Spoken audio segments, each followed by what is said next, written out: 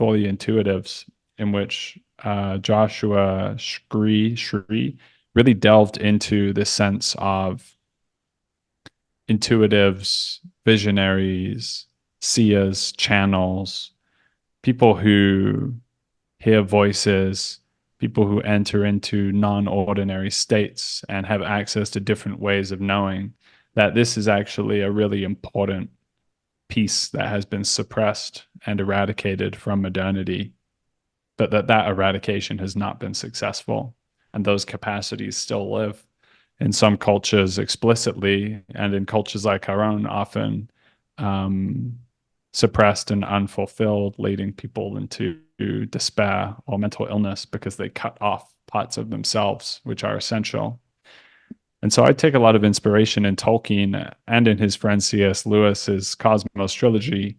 Like both of these stories hold a beautiful and inviting world in which the reality of dreams, visions, miraculous healings, all of these things are just as plain as day. They are reality. They govern the world of the people in them as much as story governs their world. And it seems to me that this is part of what is needed for the eye of the needle that we face collectively.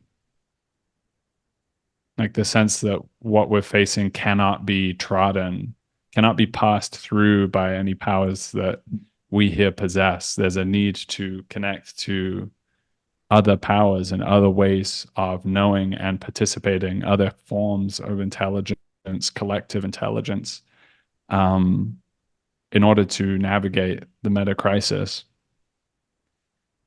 And so in both of these respects, I'm really feeling an alive way in which Lord of the Rings calls that forth for us. And it would be remiss for me to not mention that it was in the context of plant medicine ceremonies in December that this theme really came to life. Hearing that Lord of the Rings had been coming through for Jordan in various visions, and then later for me as well, and just feeling the pertinence of that, in a sense that we actually, that this kind of mythical level is always adjacent and present for us. And right now we're just in a culture where the mythic layer has been deracinated and dried out, and it's still there, but it's just not it's not flourishing as it should be.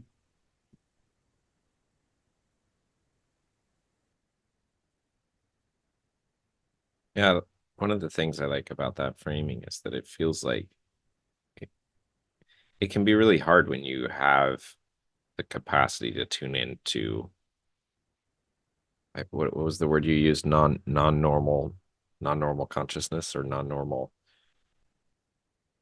Yeah, different ways of knowing. Yeah, like when you can tune into things that in our upbringing in the modern world we would have thought were just sort of illusory or non-real. It can be really challenging because the way that it's been suppressed, maybe in the past it was sort of actively suppressed, but now it seems to be suppressed just sort of by suspicion and a hollowing out of any way of making sense of them, right? Because nobody treats it as real. And it's like, well, then you're just floating in empty space. So you might have a vision, you might hear from either someone who's passed or a spirit or something. And if you don't have a lens through which to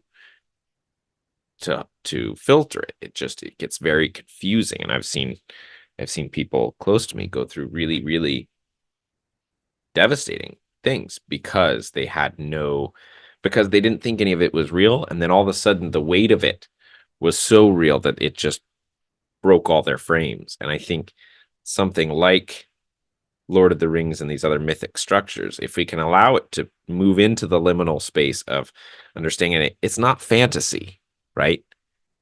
But it's not a journalistic representation of history either.